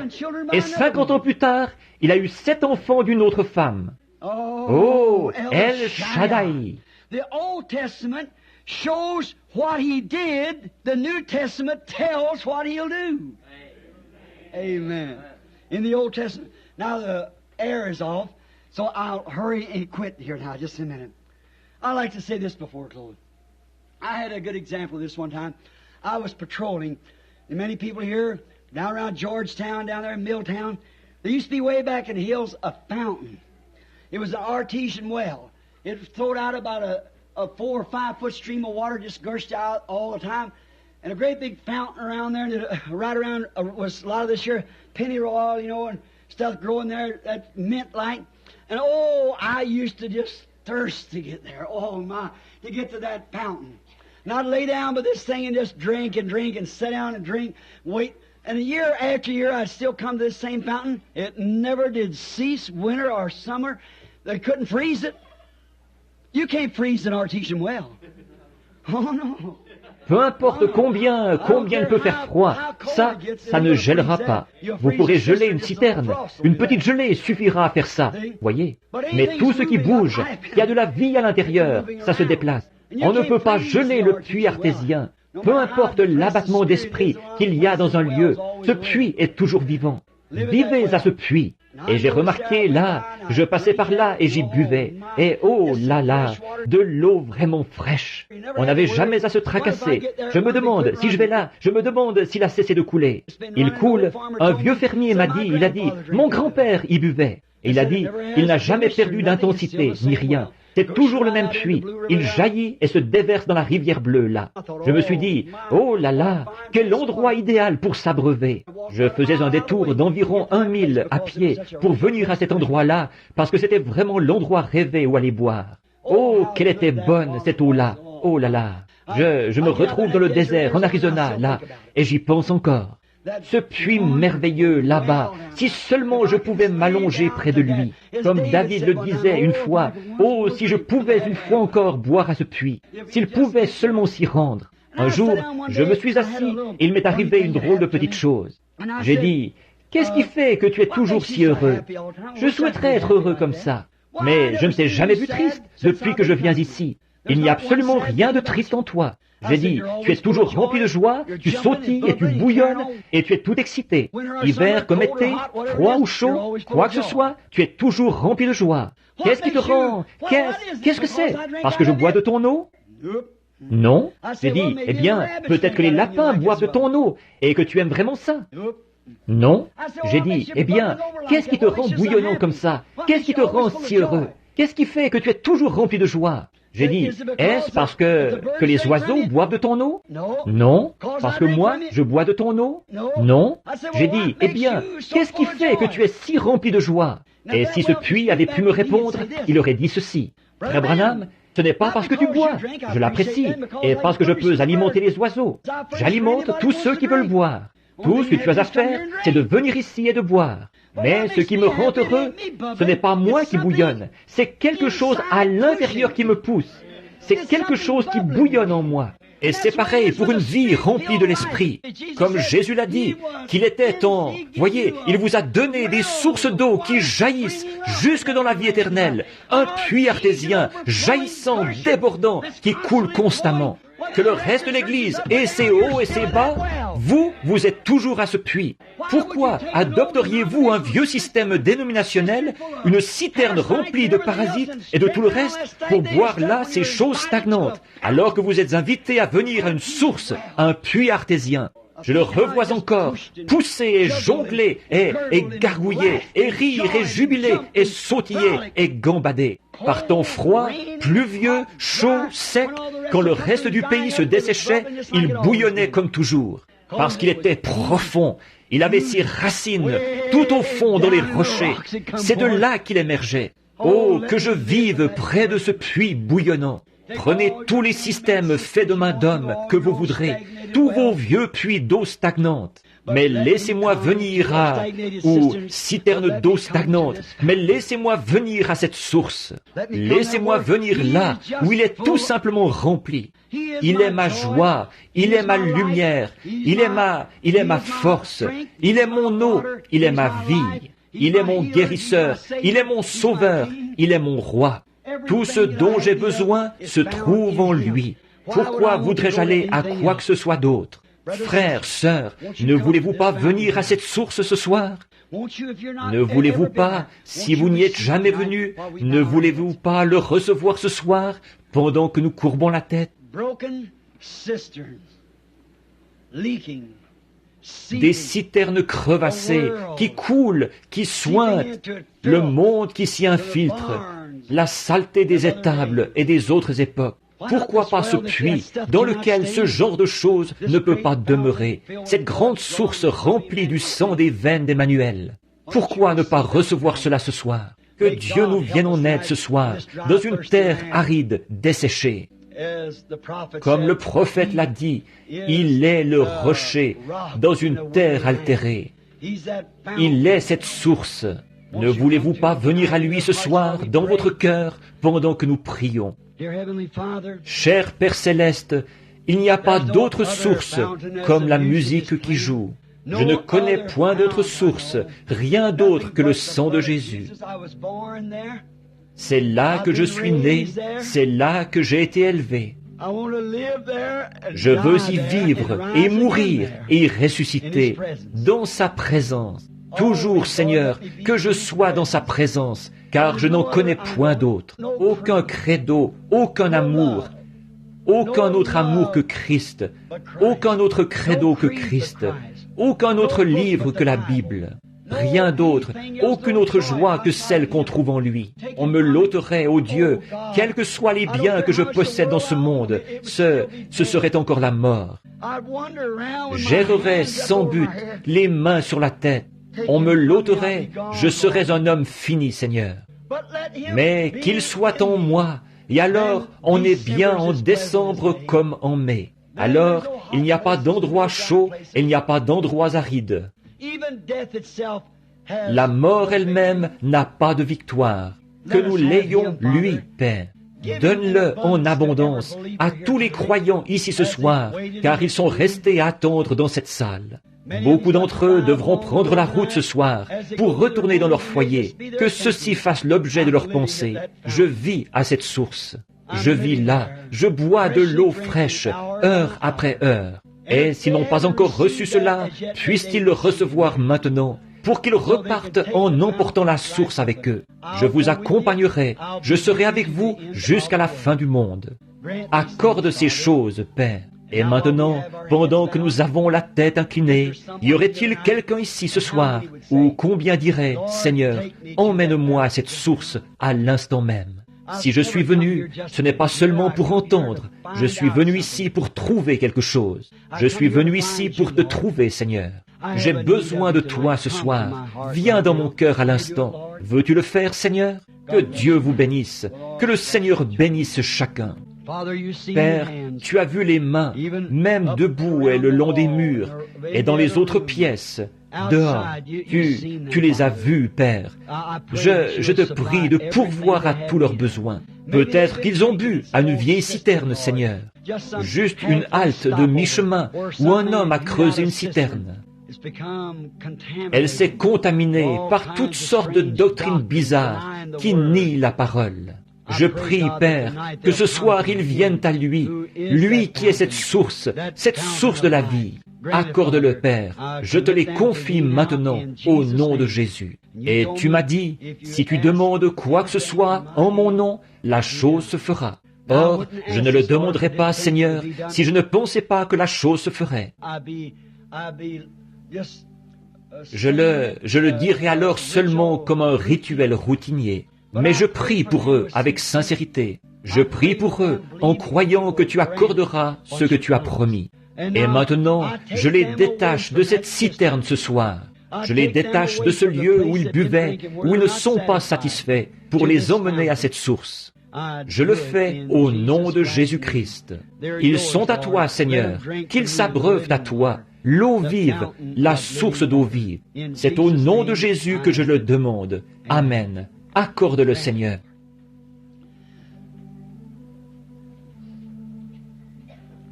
Oh, precious is that flow that makes me white as snow. No other fount I know, nothing but the blood of Jesus. Oh, what can wash away my sin? Nothing but the blood of Jesus. Oh, what can make me whole again? Nothing but the blood of Jesus. Oh Jésus, guéris-les, Seigneur. Accorde-le, Seigneur, par le nom de Jésus. Je te prie, ô Dieu de... Tu connais toutes choses.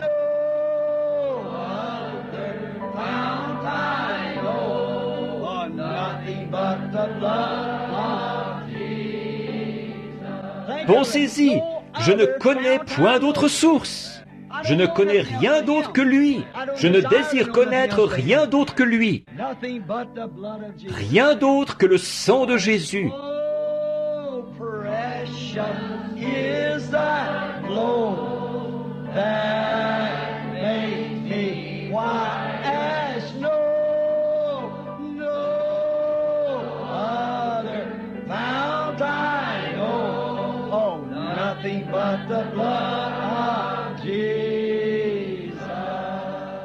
Pendant que nous le chantons encore, serrons-nous la main les uns les autres. Vous aimez-vous les uns les autres?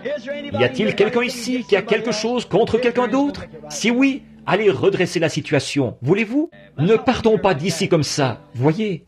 Si vous avez quelque chose contre quelqu'un, allez redresser la situation maintenant. C'est maintenant l'occasion pour vous d'aller vers cette personne. Dire, frère, sœur, j'ai dit quelque chose contre toi, j'ai pensé quelque chose, je ne voulais pas faire ça, pardonne-moi. Voyez-vous, c'est comme ça qu'il faut faire. Ayons la source au milieu de nous continuellement. Voyez?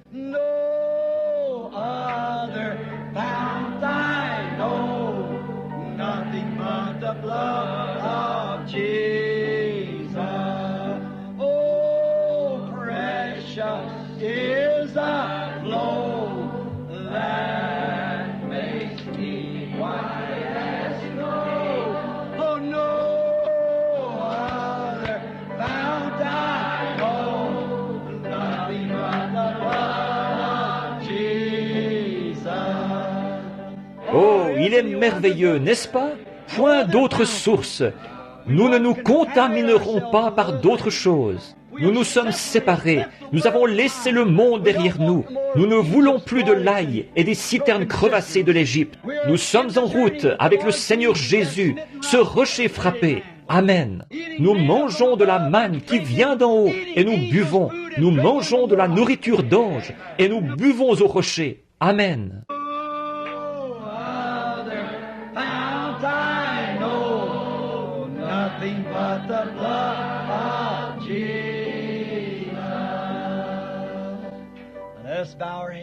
Maintenant, courbons la tête. Je prie que Dieu vous bénisse si abondamment, chacun de vous, que sa grâce et sa miséricorde soient avec vous tout au long de cette semaine. Et s'il arrivait quelque chose, que l'un de vous passe de l'autre côté du voile, là, souvenez-vous bien qu'il n'y a que quelques heures de sommeil et de repos jusqu'à ce que nous nous revoyions. Souvenez-vous que les vivants qui seront restés ne feront pas obstacle à ceux qui sont endormis. Car la trompette de Dieu, cette dernière trompette, la 6e vient juste de sonner. Et cette dernière trompette, comme le dernier sceau, ce sera la venue du Seigneur. Elle sonnera et les morts en Christ ressusciteront premièrement. Ils ne font que se reposer jusqu'à ce moment-là. Et si jamais on vous blesse, souvenez-vous, revêt-toi du nom de Jésus comme d'un puissant bouclier. Et quand les tentations surviennent, murmure simplement ce saint nom en priant. Les démons prendront la fuite. Souvenez-vous-en, nous espérons vous revoir ici dimanche matin prochain. Amenez ceux qui sont malades et affligés. Je prierai pour vous. Priez pour moi, là. Allez-vous le faire? Dites Amen. Je prierai pour vous. Que Dieu bénisse.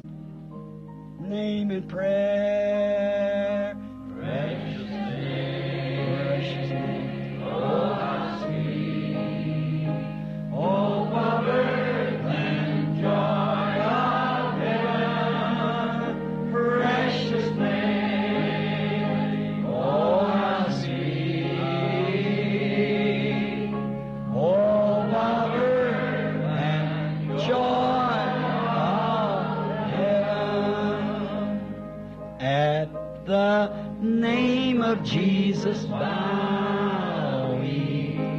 falling prostrate at his feet. King of kings in heaven will crown him. Oh, when our journey is complete, precious name. N'est-il pas doux et précieux?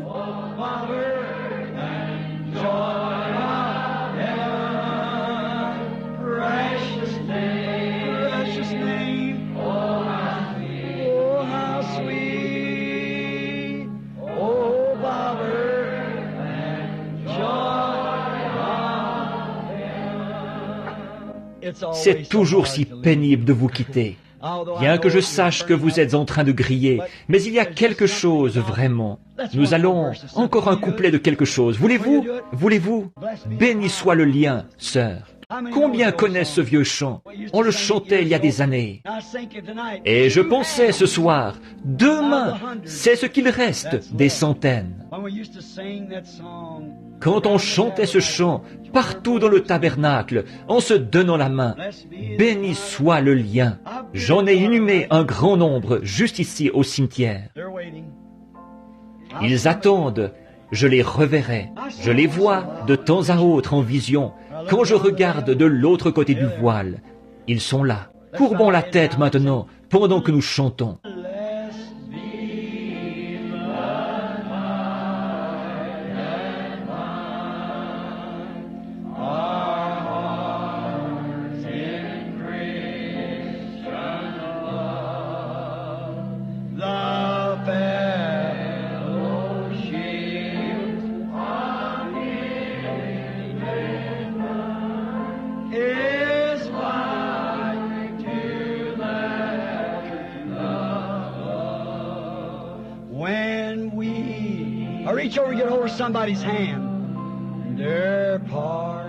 Maintenant, courbez la tête.